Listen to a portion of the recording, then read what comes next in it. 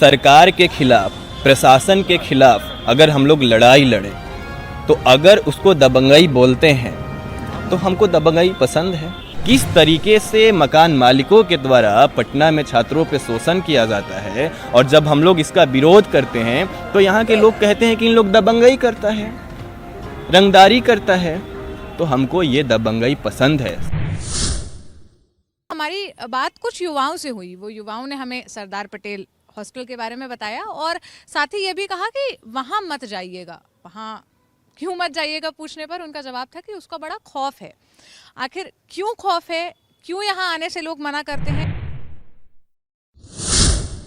हमारी मौजूदगी इस वक्त सरदार पटेल छात्रावास के बाहर है और यहाँ आने के पीछे मकसद ये है कि जो तमाम छात्र इस छात्रों का नाम इसमें शामिल हो रहा है और कहा जा रहा है कि ये सभी छात्र जो हैं वो प्रदर्शन को उग्र रूप से प्रकट कर रहे थे और उग्रता की ओर ले जा रहे थे। तमाम हिंसा जो नज़र आ रही है उसके पीछे इनका हाथ था। उसमें पटेल छात्रावास का भी नाम सामने आ रहा था।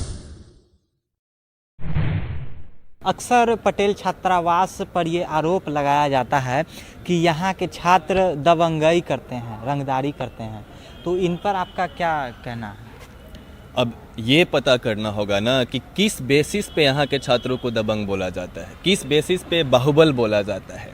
अब आप ही से हम ये सवाल कर रहे हैं कि जिस तरीके से 25 तारीख की रात की जो घटना घटी, तो सरकार के खिलाफ, प्रशासन के खिलाफ अगर हम लोग लड़ाई लड़ें तो अगर उसको दबंगई बोलते हैं तो हमको दबंगई पसंद है।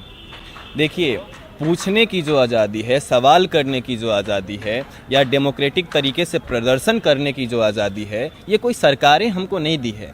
इसकी आज़ादी हमको भारतीय संविधान के तहत मिला हुआ है। उसके बेसिस पे हम लोग सवाल करते हैं और ये सवाल सिर्फ सरकार तक सीमित नहीं है। मान लीजिए कि आसपास में जितना भी लॉज है, आप जा कर के पता कीजिए कि लॉज में रहने वाले लड़कों को कितना शोषण किया जाता है। उनको जो है टाइम से आना होता है, एक भी गेस्ट नहीं आ सकते हैं। इतना पानी कैसे गिरा दिए आपने, आयरन कैसे जला लिया, आपका पंखा इतना देर तक चल रहा था, आपका बल्ब में ये बल्ब क्यों है।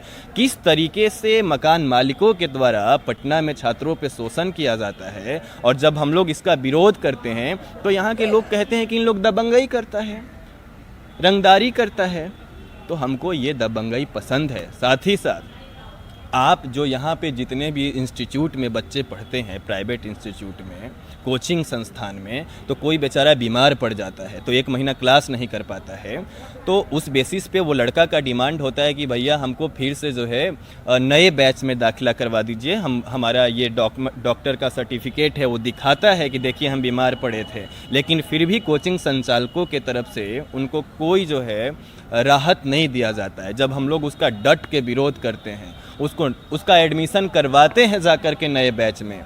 मान लीजिए कि कोई बच्चा जो है वो ज़्यादा पैसा देने में, यहाँ के इंस्टीट्यूशन का तो आप जान ही रहे हैं कितना ज़्यादा फ़ी लेता है, तो अगर वो पर्याप्त मात्रा में पैसा देने में सक्षम नहीं है जितना इंस्टीट्यूशन का फ़ी है, उसके हिसाब से जब हम लोग कम करने को बोलते हैं या कम करवाते हैं जाकर के इंस्टीट्यूशन में, तो अगर इस तरीके का मदद अगर किया जाता है बातचीत के माध्यम से और इसको अगर लोग दबंगई कह रहे हैं तो हमको बेशक ये दबंगई पसंद है। अब दबंगई का क्या परिभाषा है भाई, लोग किस बेसिस पे दबंग कहते हैं, उनका स्ट्रक्चर क्या है, ये पहले पता करके आना होगा कि किस बेसिस पे हम लोगों को दबंग बोल रहे हैं।